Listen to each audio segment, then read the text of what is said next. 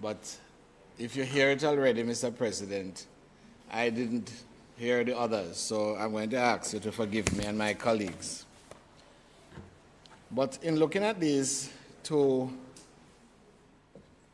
bills and their purpose, which is to permit limited appeals to the prosecution, and I certainly in the presentation of Senator Brown, Lambert Brown, there were several times that he mentioned that the rights of the citizen, of the accused person, is being infringed, eroded, he says. They are being taken away, and so on. And I thought, I want to see whether that is in fact the case. And Mr. President, the Charter of Fundamental Rights is a useful place to start, because Section 16 of that Act, you see what I mean? But you still have to hold it though, because I never hear. Yes. But he's not the only one who is subject to repetition, you know, so you can go ahead. But I want to read, if Senator Sinclair has read it before, yes, I'm grateful. You didn't understand when you read it. Oh, you did. But it says, Mr. President, no person who shows that he has been tried by any competent court for a criminal offense and either convicted or acquitted shall again be tried for that offense or for any other criminal offense of which he could have been convicted at the trial for that offense. And if it stopped there, then I think there would be an argument to those who opposed the two bills. He goes on, save upon the order of a superior court made in the course of an appeal proceedings relating to the conviction or acquittal. In other words, that's a Charter of Rights. And the human rights provisions that existed prior to this was in the same terms. In other words, the framers of our Constitution contemplated that in criminal matters, the Crown or the prosecution is entitled to an appeal, just like the accused person. So when it is said, Mr. President, you are taking away rights, it's not true, because the very constitutional framework permitted, Mr. President, an appeal by the prosecution. It's not me says so, Mr. President, that's what it says on a plain reading of the document. But while I sat there, I saw and was sent to me, you know, that's the beauty of this internet, a case, I think, from the Caribbean Court of Justice. And I believe at paragraph 15 of that case, it would be very useful, Mr. President, to look at it.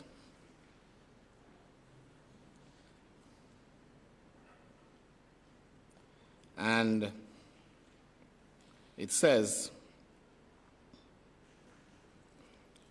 It is, and this is a case. Give us a citation, please. No, this one, not the Boyce one, but I'll tell you if it is. It probably is, but I'll tell you. Yes, this is the Boyce case. Yes. The Boyce case. Privy Council.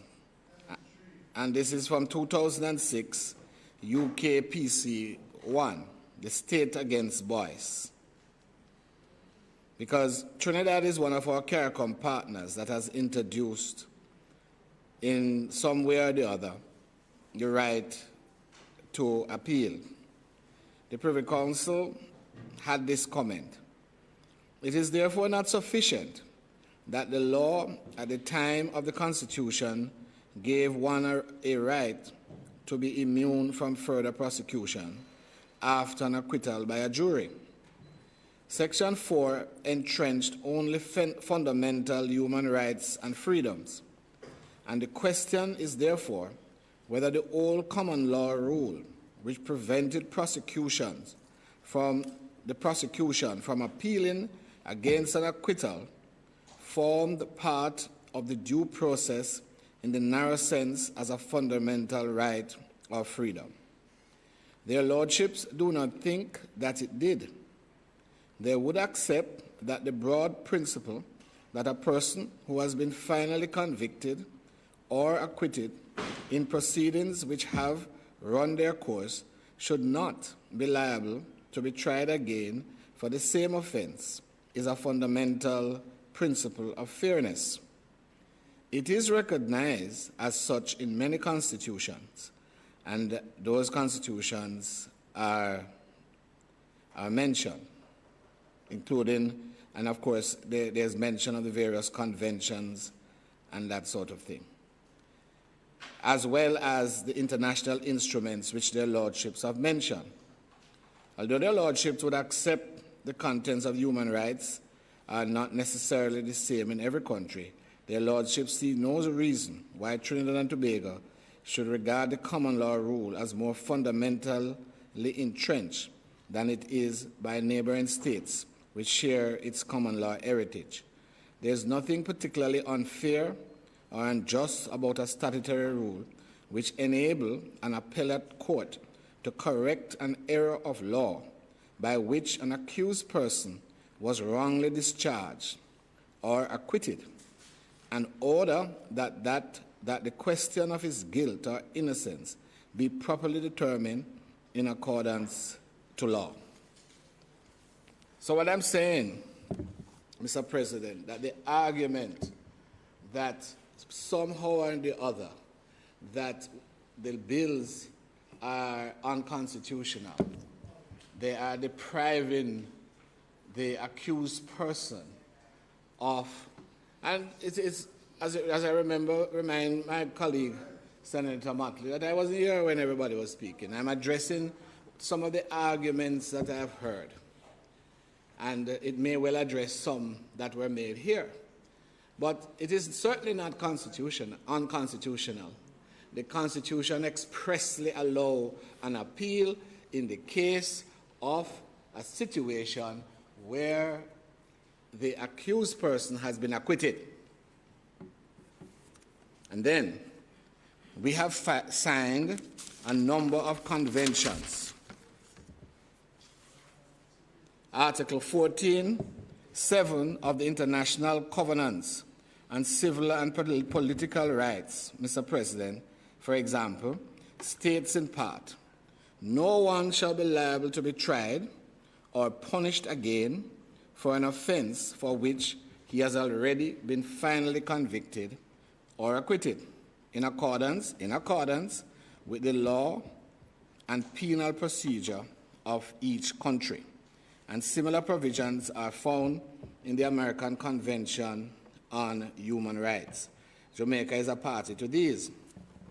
Mr. President, the interpretation that has been put on these convention provisions, for example, the General Comment number 32 of the United Nations Human Rights Committee, that's the body responsible for the implementation of the the earlier convention I mentioned, at paragraph 32 stated that the prohibition of Article 14, paragraph 7 is not at issue if a higher court quashes a conviction and orders a retrial. And so then, Mr. President, that Jamaica is not in breach of its constitutional provisions, and neither is it in breach of its treaty obligations. Yes? Several countries, Mr. President. I just laying the foundation. It's all right.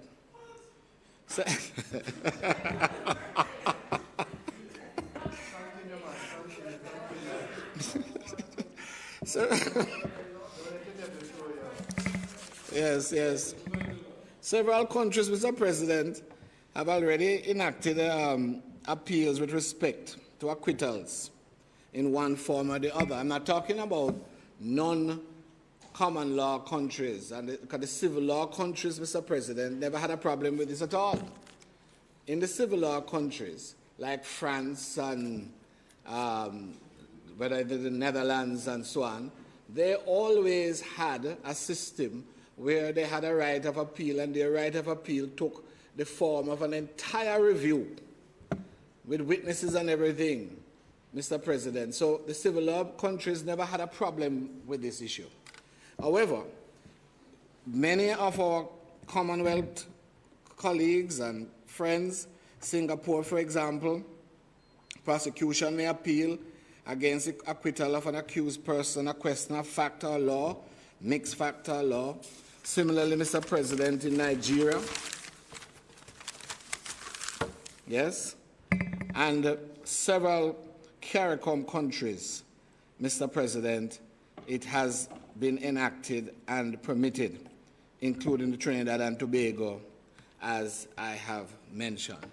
And many of these countries have similar socio-economic conditions and criminal crime and criminal issues as Jamaica, Mr. President. And in Africa, of course, I mentioned Nigeria, Botswana, Kenya, Namibia, Zambia, Uganda, and South Africa. South Africa, Mr. President, is often upheld as one of the countries that have one of the finest constitutions that the world has, particularly as it is in support of rights. India and Pakistan, similarly Malaysia, Papua New Guinea, and Bangladesh. Bangladesh, that's the pronunciation, I believe. And of course, as I said, several CARICOM countries have the same position. And so then, if it is that it is constitutional, the double jeopardy rule is not an absolute rule. Yes? It is subject to an appeal. Then, if we contemplate doing this, the argument that we are taking away rights would be unmeritorious. That we are trampling rights would be unmeritorious. And so that the question then has to be, why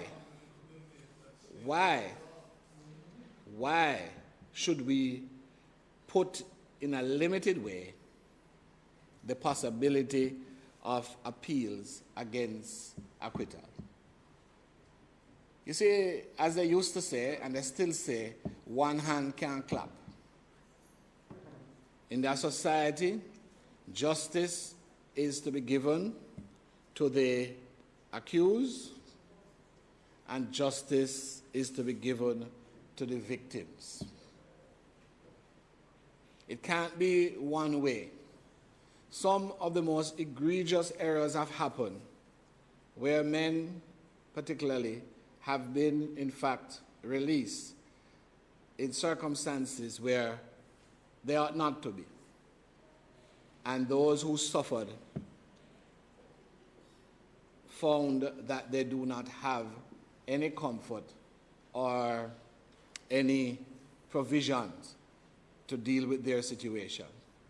Can that be right, Mr. President? Is it only the accused that we have a responsibility to? As a lawyer who might do defense work, that is a matter that I would wish to keep as it is. But as a legislator, thinking about the society as a whole, do I limit my position to the accused only, or do I take into account the rest of the society and balance the thing? And I end, Mr. President, my short presentation by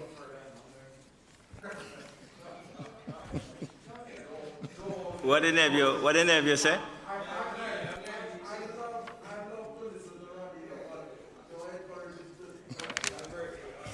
Well, I can start reading the cases then. You know,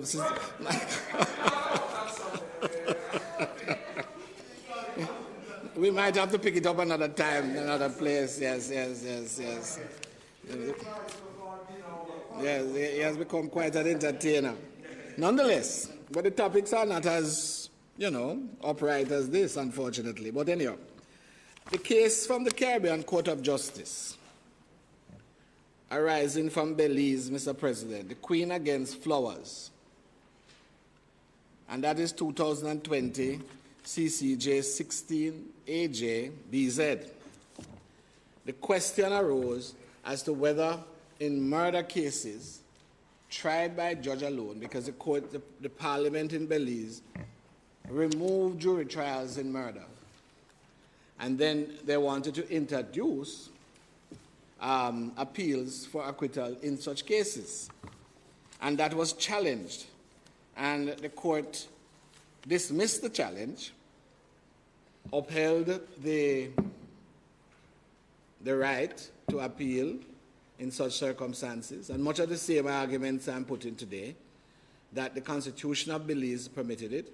Double jeopardy is not without exceptions, and that the justice to be done to all must be paramount in these circumstances. And so, Mr. Justice Anderson, who delivered the main judgment, I just want to read to you two paragraphs. The first is paragraph 53. The court has given anxious consideration to the suggestion that the right of appeal by the prosecution of acquittals in judge-alone trials could lead to multiple retrials of an accused person until perhaps a conviction is secured. This might be a theoretical possibility, but we are not convinced there is any real likelihood that this will happen in practice because of the numerous safeguards that have been built into the system. These safeguards reflect the protection which the court highlights in the Queen against Hiles and Williams as necessary to ensure compatibility with the constitutional rights of the accused person. And then I take you to 55. The criminal justice system is intended to ensure that all parties are treated fairly. This means that an accused person must not be unduly harassed by multiple trials for the same offense through the avenue of a right in the prosecution to appeal an acquittal. This is especially important because of the usual disparity in the resources available to the private person as compared with those available to the state, and resonates with the rule against double jeopardy. At this same time, fairness to the prosecution and to the public, which the prosecution represents, must also mean the availability of redress to correct an egregious error that results in an acquittal. The availability of redress is intended to prevent a miscarriage of justice. And so, from my point of view, I accept, Mr. President, that it is not a thing that we are used to in Jamaica. But I accept that it is more than possible for errors to be made an acquittal, which renders it unjust to those who suffer at the hands of criminals. And I believe that a proper system put in place whereby it can be reviewed, Mr. President, by a competent superior court is valuable, Mr. President, and protects the citizen and hold the scales of justice even. Yeah, that's what the CCJ. The competent superior court, in our case, the Court of Appeal, CCJ, Privy Council, you name it. Sir President, appeals are done all the time to the Court of Appeal and for other courts. And in those circumstances, nobody argues that there's a lack of trust in the judiciary. But while Senator Brown was making that point, I heard somebody sort of also says something to the effect concerning the courts and so on. But the fact is, I point out to you, Mr. President, that we do it all the time. People in civil matters or in criminal matters where they are convicted, sometimes counsel is so convinced of the innocence of his client, Mr. President, that right there before the magistrate, they jump up and they announce that I'm going to take this on appeal. Even if they don't have to announce it, and it means that they have to file paper, but sometimes they are so indignant. And many times, on appeal, the decision of the judge or the jury is reversed. That's not a lack of faith and trust and confidence in the judge, but as somebody sort of also says, they are humans, they can make errors, it should be open to review. And you notice in the bill that we have, Mr. President, it's not just open-ended. There are some countries on a point of law, on a point of mixed law, and so on, miscarriage of justice, you can just appeal just like the accused person, the convicted person can appeal. This is not so. There are limited circumstances.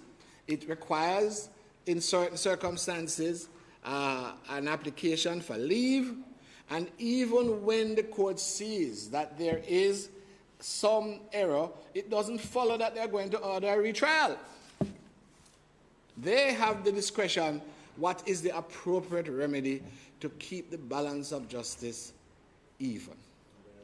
I know that there is some economic issues that we have to deal with, but I think, Mr. President, on balance, with the safeguards that we have, it is important for the purpose of justice, for the benefit of the people of Jamaica, that this bill be passed. I urge my colleagues to reconsider their position and support a constitutional and just piece of legislation. Thank you, sir.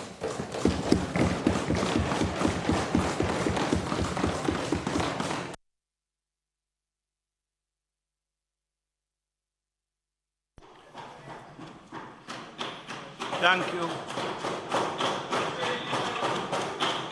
Thank you, Senator Graham.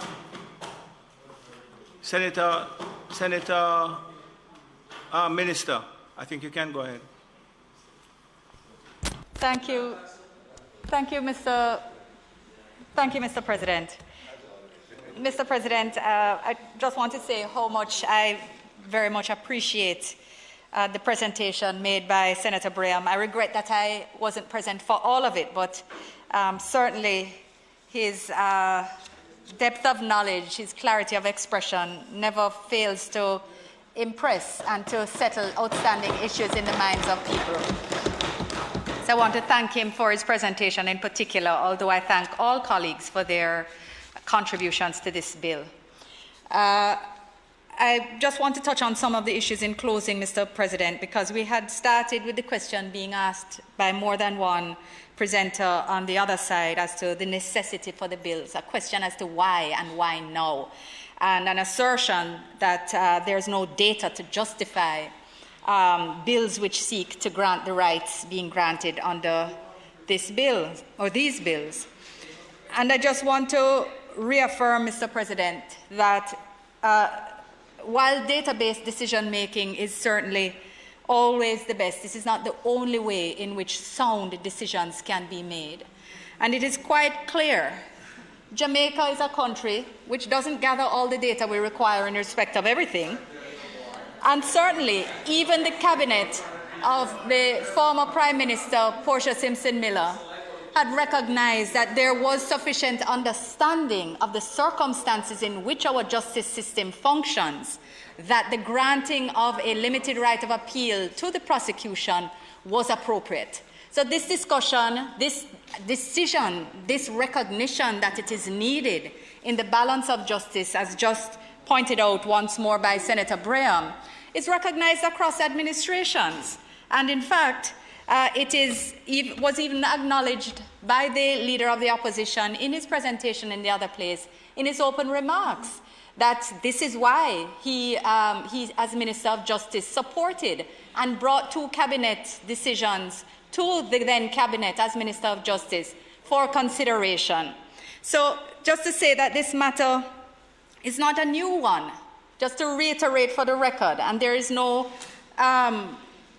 sort of magic in the timing that's happening right now. We need to deal with the different aspects of the puzzles, the puzzle of crime that confronts us. So while we do address the matters of increased use of forensic, as we have continued to do, the establishment of the relevant labs, the database, the provision of training to our detectives and to all the technicians who are needed to ensure that the forensic lab operates well, our ability to grant greater mobility and capacity to our police force and our investigative forces, the rolling out of Jamaica Eye and the cameras, all of that is working on the side of apprehension and certainty of apprehension.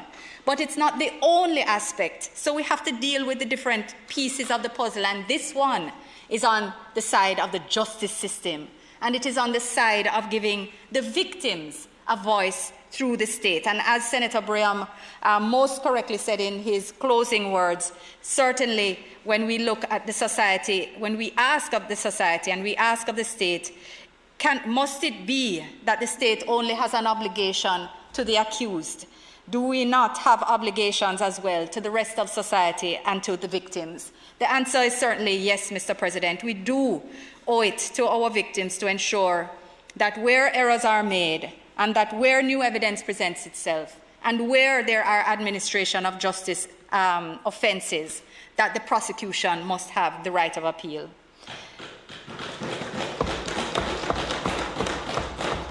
I want to recognize again that even where there were, as much as there are differing views and perspectives on this matter, that is normal. That's a part of change. It's a part of democracy. One doesn't expect that everyone will rally around every decision, unless so when fundamental change is at hand. And I just want to say that the fact that there's no joint select committee does not at all mean that there has not been broad consultation under this bill. Consultation has crossed administrations. It has crossed the floor. The Bar Association, after consultations with them, made a full multi-paged submission. Some of those changes have been taken into consideration even before it was tabled in the lower house, and even then more submissions came from the defense bar which were put into the bill in the lower house.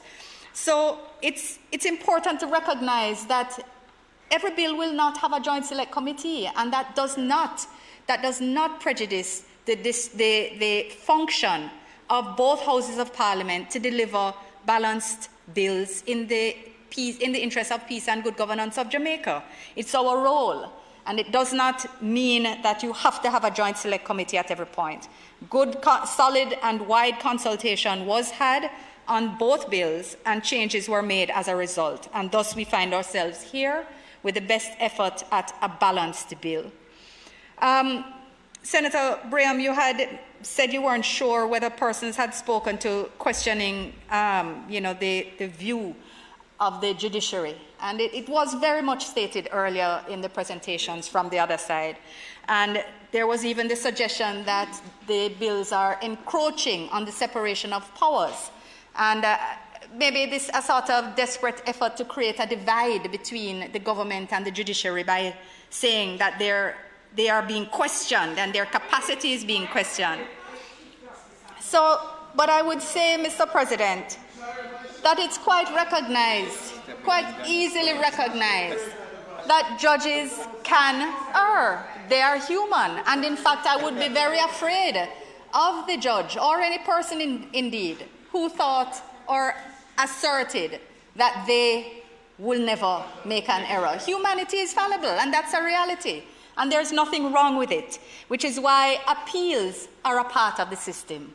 Appeals are a part of the system, and appeals question verdicts and decisions of the judiciary. So to say that because the right is now that of the prosecution, it is going against the judiciary is way off the mark, way off the mark. I also want to say that I think that the fact that the Chief Justice himself is on record as saying that the time had come from even as far back as 2018, I recall it being reported that time has come for a limited right of appeal to be granted to the prosecutorial arm. That I think that even his recognition must put paid to this argument that somehow to give the prosecution a right, a limited right even, is encroaching on the principle of separations of powers. It is that the times change and we must change our systems to ensure that we're remaining fit for purpose and delivering justice to the whole of society. And furthermore, the very same judges, when you speak to them about issues that may exist in respect of judgments, etc., say that their role is to apply the law. It is to interpret the law. And if therefore there is a sense that the law is not sound, it falls to the legislature and to the legislators. And that is our role, to change it. And that is the responsibility that falls to us today. On the matter of compelling evidence, new and compelling evidence, again, elements which were a part of the bill approved under the cabinet led by former Prime Minister Simpson Miller. Those and carried forward into this. There was a question raised as to why the point on admissibility had to be mentioned in the bill. And the fact is that,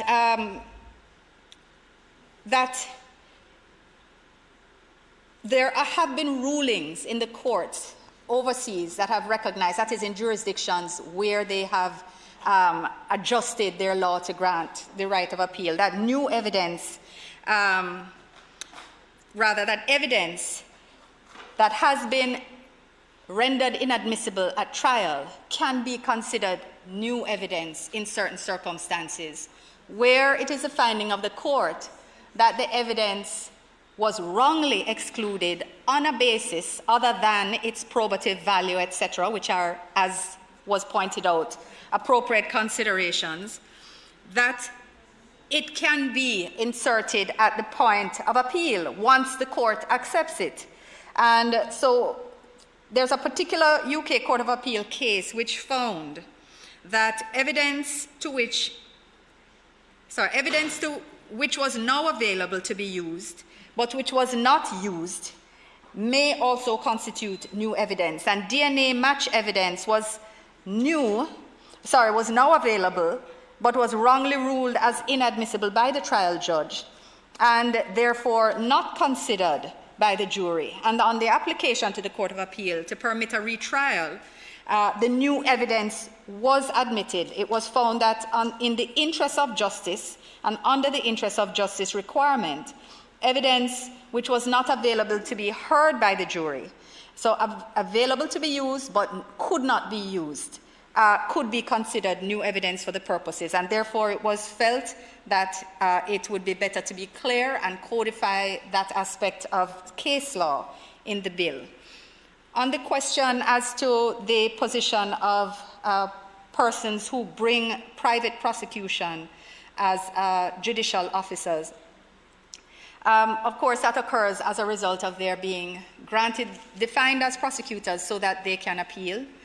They can be granted the right of appeal under these bills, recognizing that it would be unfortunate if just the fact that you were a private citizen eliminated you from the right to the limited rights granted under these bills.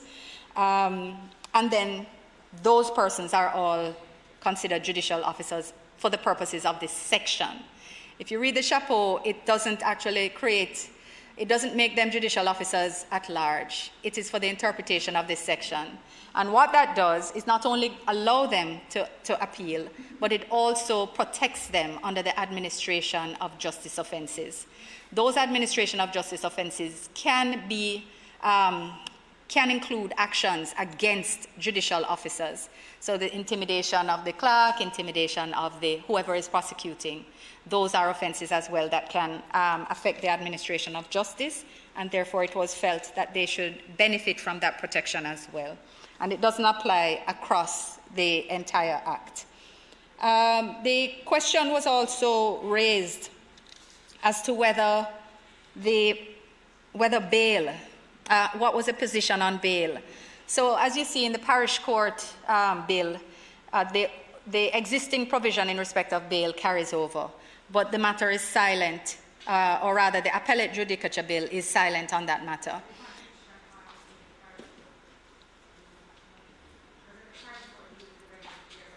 Yes, yes. Okay. So it's addressed there, but the Appeal Judicature Act and the bill that amends the Appellate Judicature Act is silent on it. And this was, oh, well, maybe we can take that committee then. But the point is that it had been in the bill, in the original draft of the bill, and an express provision for bail on the matter of appeal, the availability of it. And the Bar Association asked that it be removed because, as far as they're concerned, on the acquittal, the person is free and should be treated accordingly, so that the matter of bail would only arise if it is that the prosecution were to now apply for bail, in which case the Bail Act and its normal provisions would apply, as there's no constraint on that in the provision, in the bill itself. I think, Mr. President, that the other issues can probably be dealt with in committee if raised, especially given the content of the discussions and the interventions that have just been provided by Senator Braham and earlier by Senator Sinclair and Senator Campbell in particular. So, Mr. President, I'm going to again ask for support of colleagues on the bills and ask for second reading. Thank you. Thank you, Minister. The question is that the bills entitled an Act to amend the Judicature Appellate Jurisdiction Act and a bill entitled an Act to amend the Judicature Parish Act now be read for a second time. Those in favor? Against? The Senate will now resolve itself into a committee of the whole Senate. Sorry, go ahead, Madam Clerk. A bill entitled an Act to amend the Judicature Appellate Jurisdiction Act read a second time. And a bill entitled an Act to amend the Judicature Parish Court Act read a second time. Thank you, Madam Clerk. The Senate will now resolve itself into a committee of the whole Senate to consider the bill clause by clause. So I'm going to take the Judicature Appellate Jurisdiction Amendment Act first. Thank you. I put clause 1 of the Act, of the bill. Those in favor? Aye. Against? I put clause 2. Those in favor? Mr. Chairman, in the debate, I had asked the leader of the House, of the Senate, if in her reply she could have specified what would happen in the case of, say, 2.9, where it says, where under this section an appeal is brought in any case, 2.9b, for example, and C, where the court shall hear the appeal or the court orders a retrial of the case, the retrial shall commence within 6 months. What happens if it doesn't? In respect of the timelines, the matter falls away. There's no inherent. So that would be the end of the matter. It does appear so. But it's not clear. What could we not make it, because it will come up again at the very final page 16, again where it says, where a person is to be retried, the trial court shall fix a date for the retrial, being a date falling not more than 2 months after the date of the order. Now, that would be very exceptional in our system. What happens if those standards are not met? If it is that the matter falls away and that's the end of it, it gives certainty of acquittal, could we not say some words to that effect?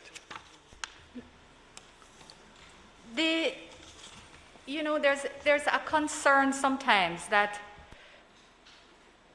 when a bill has been through its full examination on a matter which is contentious, that there is I think that there is a difficulty when adjustments are made on the floor that seem innocuous.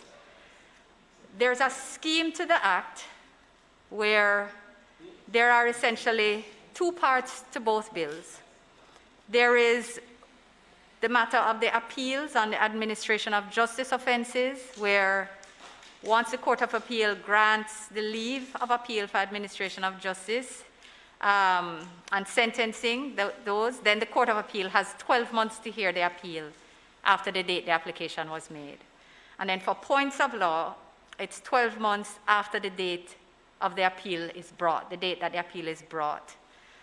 Then where the court orders a retrial from any of those applications being brought, that is those applications for leave, then the retrial must commence within 6 months from that date on which the order for retrial was made.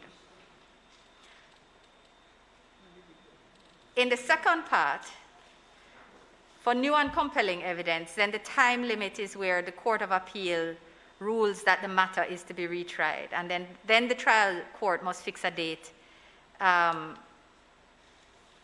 no later than 2 months after the date of that order. And these are the timelines that are set out in the Act, and there is no express right to expand time, and there is no express right to prohibit the expansion of time. But this is a scheme as it is. It is anticipated that the matters will end. The 6 months that has been put in, that was put in the lower house, there are already considerations as to how feasible will that be in operation given the backlog in the court. Are we saying that we are granting a limited right, but then stacking the deck against the prosecution actually being able to appeal? And to further tighten the screws, I think, is maybe undoing all the efforts that are being made here. But Minister, I don't understand why you say this is a controversial matter, because we are both seeking the same thing, as that, because from what I understand, you're saying the intention is that if it isn't done within that time, then the matter would fall away. This is my understanding of how the bill operates. But we're making, as Senator Sinclair says, a monumental change to the system, using his word. It is definitely, a very significant change. Do we want to leave something as important as this at large, if it is our intention that we want to give some certainty to the matter, that then we should, put some I'm going to take some express technical provision. advice because it is also a policy position, and I'm going to ask for some express guidance on it, and we move further. But I'm not minded to tinker and tinker because of the monumental nature. It has been heavily examined across administrations, across the floor, with the private bar and the public bar. So I hesitate. That tinkering that went down below, that actually put in that time limit, has created its own issues. And I am hesitant to do anything further. Minister, can I suggest then? I understand your care in that you don't want to inadvertently, on our feet, so to speak, make an amendment that may interfere with the broader scheme of the legislation. But what would we lose, for example, by suspending the process, giving the drafters another week to look at it and make sure that we get it right? It's not a controversial issue. I'm not trying to be difficult. We've been recognizing that, you know, there must be some certainty. At some point we must remove the sword of Damocles over the head of the accused. You know, I am the last person to intervene in discussions. But if the legislation says it must be within 6 months, then it must be within, and shall be within 6 months. That's the end of it. And so if it doesn't, it must fall away. If you can't say no, if the legislation says it shall be dealt with within 6 months, it cannot be dealt with within 6 months and a day. The court don't have any authority to extend that. This is the point. It is, the law is very express. It is very clear. It is very pointed, and all of the technical heads are nodding over there in unison as if they had planned it. That is the point. That is how the bill operates. That is what the words say, and there is no hidden language anywhere else. it just seems that we have an opportunity to tidy it up, make it Okay, so that the make it very Chairman, clear. Chairman, if the Parliament is unclear, you're saying... Don't say the Parliament is unclear. You are unclear. I'm not unclear. However, I've seen language in legislation which says shall in 21 days. And the judges have interpreted that to be administrative rather than mandatory. And if what I'm hearing, no, because sometimes judges consult the record of the Parliament. I'm hearing you to be saying, and I hope that's what the minister is saying, that 6 months is mandatory. And therefore, there can be no deviation, not an hour, not a day, not a week, not a month from the 6th. If that's what is being said, I'm fine. At least we leave here at 1. But it's quite possible that uncertainty comes from this legislation. And we need to be clear where we're going here. Sir, may I just comment? No, I'm sorry. You see, Senator Brown, you draw me into this thing, you know. If you say it must be heard within a specified time, I'm not seeing the source of the uncertainty. It's not saying it shall be within a specific time frame, within a particular context of a series of time limits. I don't see that there's any uncertainty of it. The guidance I'm getting here is 6 months is 6 months. The technical team is not minded for there to be any further amendment, and it was a policy position that was agreed in the lower house, and if there is any uncertainty, then the Hansard will reflect that debate counted it as 6 months. I'm fine with that. And I just want to give some... Another infrastructure that won't...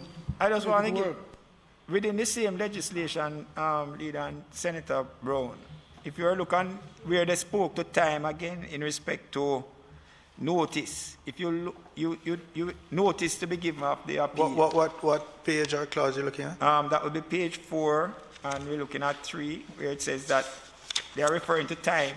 for the notice to be given. You will notice that there it says 14 days or such longer period as the court may allow. So you don't have that in respect to the other reference to time of the 6 months. It shall be in 6 months.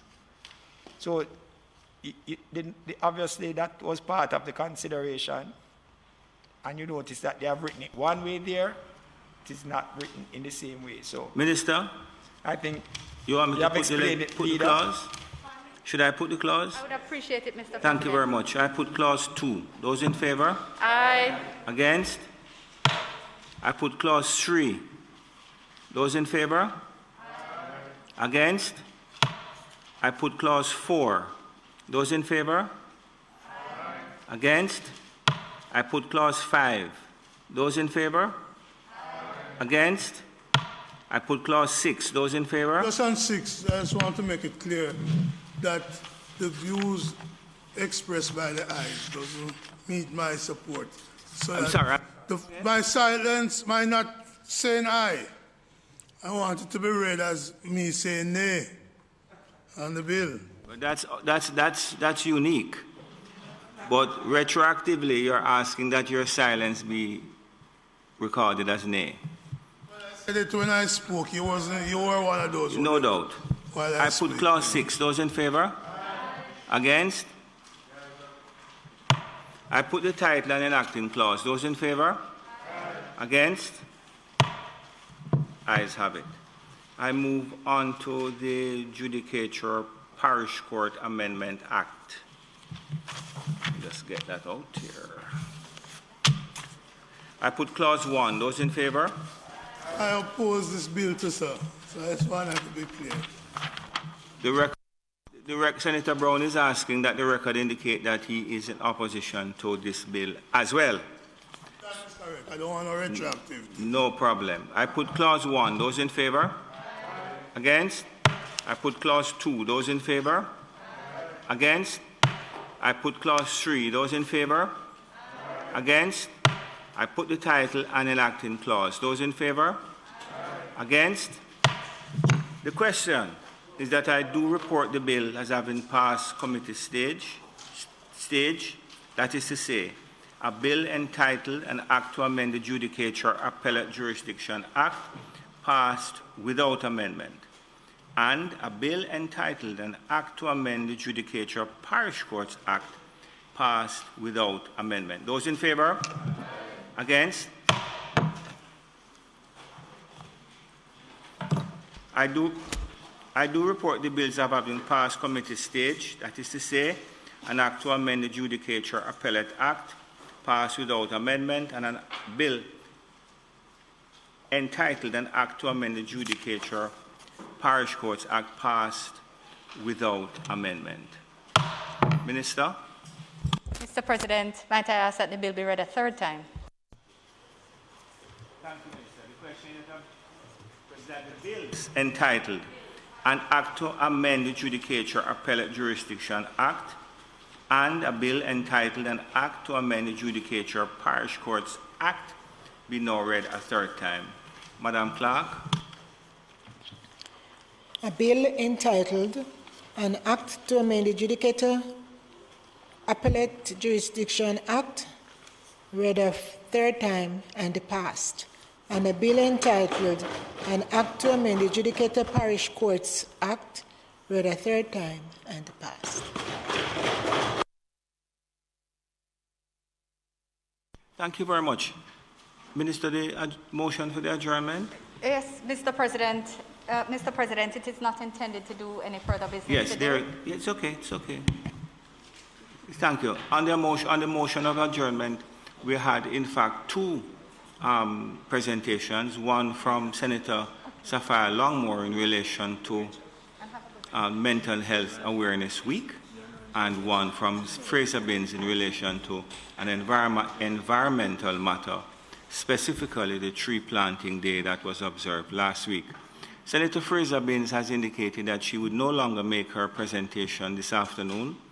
That does not mean that we as a Senate cannot recognize the importance of the environment, the importance of maintaining the environment of this country, And it does not mean that we do not pay attention to the larger global environmental issues. Senator Fraser Binns participated in a tree planting program last week. In fact, across the island, several thousand trees were planted, and we commend all of those who participated in that program, including Senator Fraser Binns, who actually showed me a video of herself in high heels planting a young sapling in Clarendon. Senator,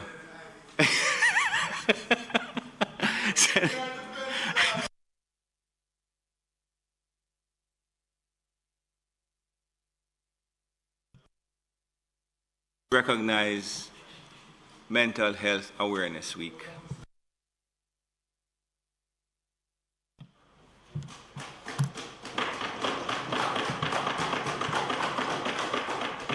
Thank you, Mr. President. I rise on a motion for adjournment to recognize Mental Health Week, and thank you for recognizing me from a seat other than my own. My electronics was having an issue there. Mr. President, we are facing Mental Health Week, and particularly Mental Health Day being celebrated on October 10th, this Sunday, at a time when mental health is on everybody's mind. The pandemic, the COVID-19 pandemic, has impacted us in ways that our mental health has become particularly paramount. And it is anticipated within our sphere of mental health care workers that we will be seeing likely the next pandemic being a mental health one.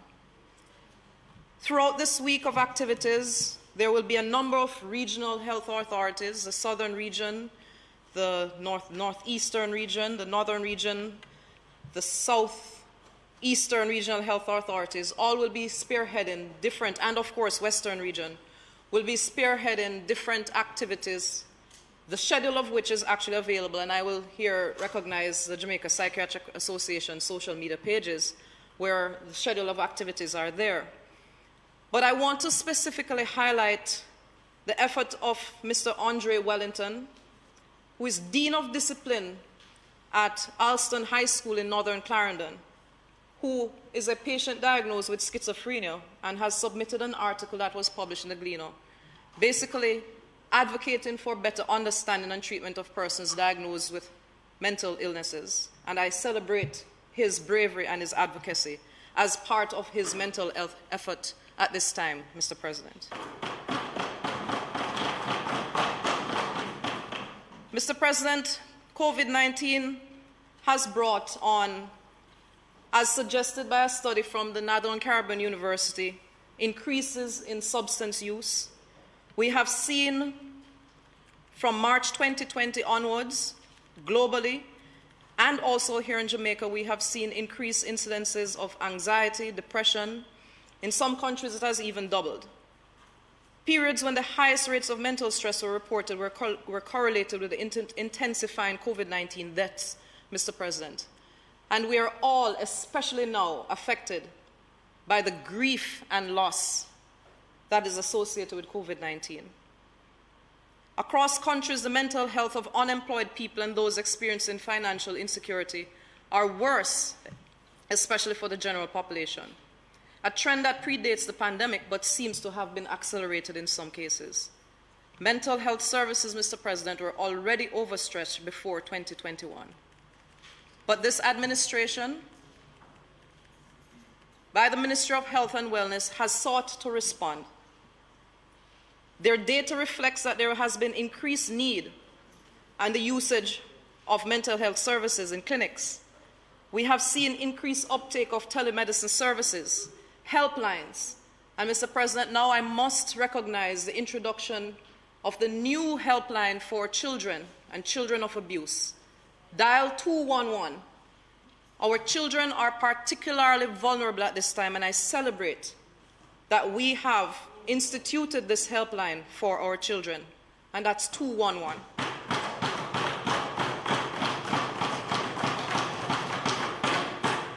Mr. President, as some may know, I am the president of the Jamaica Psychiatric Association. We have been formulating responses as best we can. We have been getting so many requests for seminars and talks, and we have been doing these. Again, we post them on our social media websites, on our social media pages, sorry. But we are also going to be developing videos and posting them starting next week on our social media pages, where persons will get tips as to how to cope with varying aspects of the crisis at this time.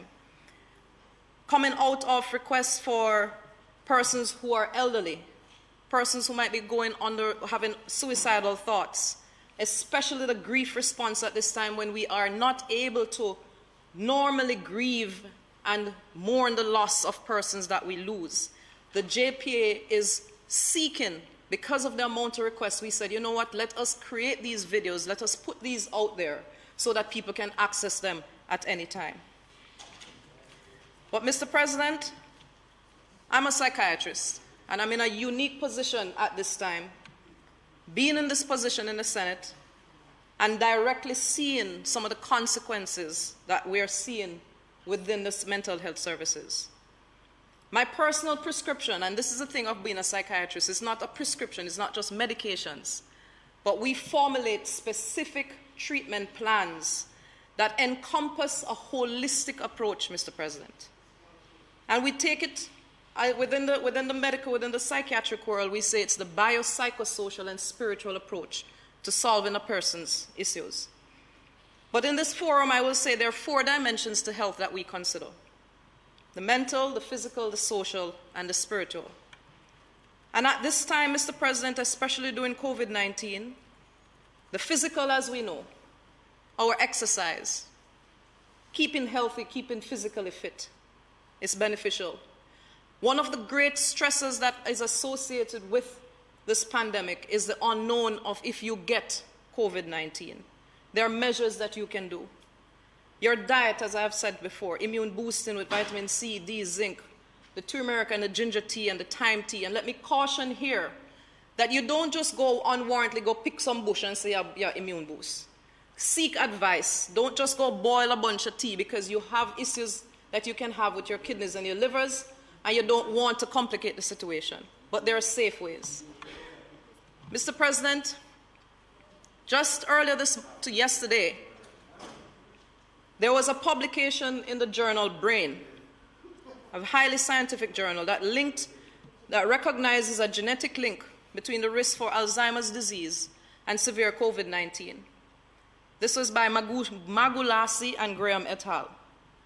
And what it suggests and indicates is something that we should very much bear in mind, especially with the populations who are at risk of severe COVID-19 illness.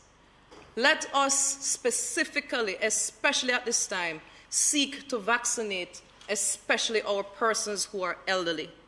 At this time that we are driving so hard with the vaccines, let us make sure that especially persons who may be inclined towards Alzheimer's disease consider focusing and making sure that our elderly relatives, our elderly persons within our care are vaccinated at this time. And I implore us to get the vaccines out to those people. Mr. President, on the social aspect of things that impacts so much on mental health, seek to establish and continue your social connections. Our social connections are our intimate partners, our families and our friends, our colleagues, and the hobbies that we seek. The virtual space, Mr. President, at this time, let us use social media for what is meant to be, to enhance social connection. And here, I am particularly going to lobby for our young persons, our young adults, our teenagers who are naturally at a stage of what we call identity versus confusion. They are especially impacted by this pandemic, and we are seeing it in our services. They are getting depressed, they're getting anxious, we're seeing increased suicidal ideations amongst these young people. And it is primarily linked to the lack of socialization. And as their caregivers, we must seek to enable them to safely navigate the virtual space. Seek to also do things, go back to the old days of playing board games and so forth, enhancing, and you can do this online too.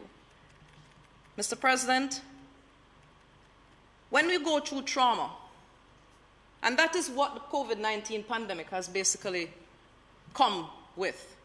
I think we're almost now considering that some persons might be traumatized by this. Trauma is not just the adverse childhood experiences, etc. It is the vicarious trauma of hearing about certain circumstances and hearing about the consequences of very dire situations.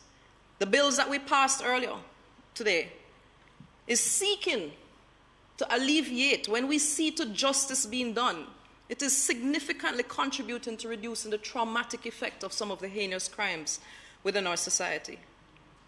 But Mr. President, I practice positive psychology, and the wellness aspect of mental health. As leaders, we must seek to push for the mental well-being of people. When persons go through trauma, you have some who are negatively affected, but you also have those who go down a path of what we call post-traumatic growth. Post-traumatic growth is when you go through something so damaging to the psyche that it actually causes you to learn and to grow from it, Mr. President. And that is where we should be going as a society, as a country, Mr. President. It takes cash to care. And one of the things that we are, and let me celebrate the efforts of the administration to keep this economy on track. We have maintained our civil service. We have maintained so much that other countries have had to lose out on. Mr. Bartlett is trying to keep tourism going. It is not easy. So on a point of order, Mr. President, is there a time limit for these speeches? Because I also see that it's becoming controversial as well. So may the Speaker recognize that time is long, and we celebrate with you Mental Health Week and the importance, but spare us. Thank you. Senator Longmore, continue. Thank you, Mr. President. So my post-traumatic growth is for us to seek opportunities, not just as individuals, as families, as communities, but as a nation. And I want to just throw this out there in the sense that let us look to create new industries. We are in a virtual space, Mr. President, and we have heard how data and research is needed. Let us seek to create a research industry. This is something that could drive employment. This is something that could be used in a way to enable and to give hope to persons who are significantly traumatized. Mr. President, the last aspect of spiritual health, of mental health, is spiritual health. And I strive for us to, at this time, seek to appreciate life, our relationship with others, that there are new possibilities at this time, and that there's chance for personal growth. Set your goals, set your objectives. Let us seek out the opportunities to pursue, and enabling each Jamaican that we develop an intrinsic value of self, Mr. President, and strive to make mental health equal in an unequal world. Thank you, Mr. President.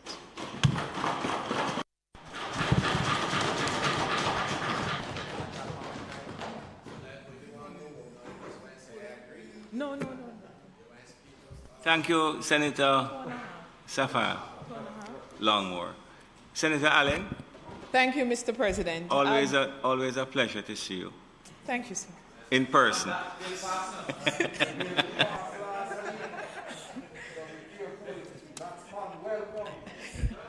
Thank you, Mr. President and colleagues. I'll be brief considering the time. As Senator Longmore mentioned, Sunday, October 10th, is considered to be World Mental Health Day. And as we think of mental health, we must consider the realities of mental ill health.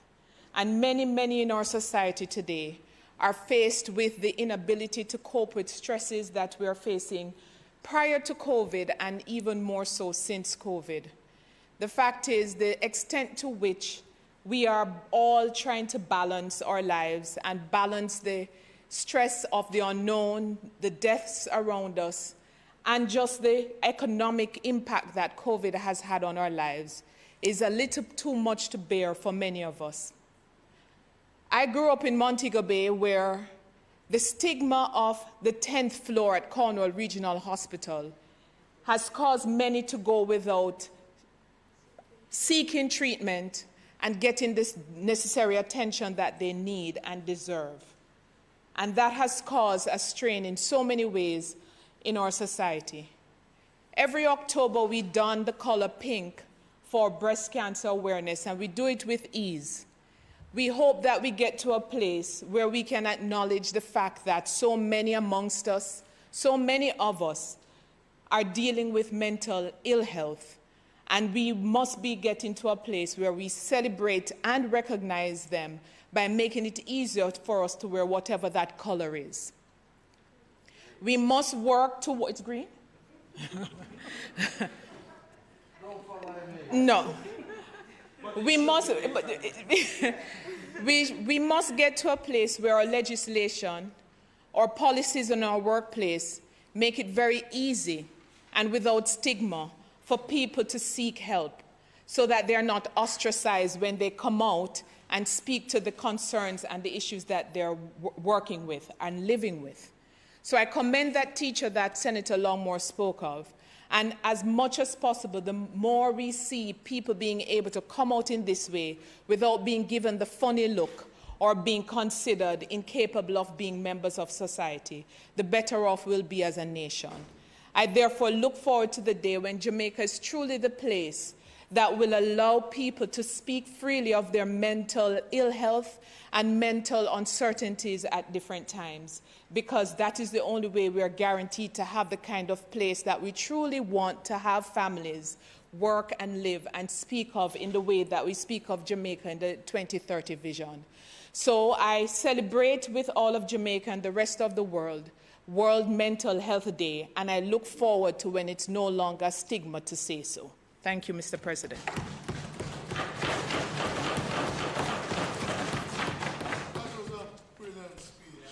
Thank you very much, Senator Allen. That was very informative and useful. Mr. President, it is now truly not intended to do any further business, and I thank both contributors for their interventions on such an important national and global issue. Mr. President, might the Senate be adjourned for a date to be fixed? Yes, but not before I also thank both presenters on the issue of mental health. It is a critical subject and one that we ought to recognize, especially as was pointed out by both speakers during this time of this COVID pandemic and the need for us as a population to encourage vaccinations at every level. I noted this morning in the newspaper that the Prime Minister had indicated that it was the hope. And I don't think it's the hope of the government. It is the hope of well-thinking Jamaicans that we can reach 1 million vaccinated by November. And I really encourage all persons, allow me just 1 minute. Many persons have been vaccinated for any number of reasons, and they are very reluctant to tell their friends and family that they are vaccinated. Every musician that leaves this country and go abroad is vaccinated, including those who go to England to celebrate concert or go to Belgium or wherever in America. Every athlete that went to the Olympic Games was vaccinated. Every one of them, including our lovely ladies who came 1, 2, 3, all of them were vaccinated. And I just wish that our people could recognize that and take examples that are in the society. Those are the few observations I make. I wish the government logistics was as efficient as that. Well, the truth about the matter... That's my wish. The truth about the matter is that government logistics is one thing, but this is not a matter for the government alone. This is for every Jamaican. It's not a matter for the government alone. Thank you very much for listening to me, and if I could have changed at least one mind, even one, I would have done my duty to my country. Thank you very much. The question is that this Honourable Senate be adjourned for a date to be fixed. Those in favour? Against?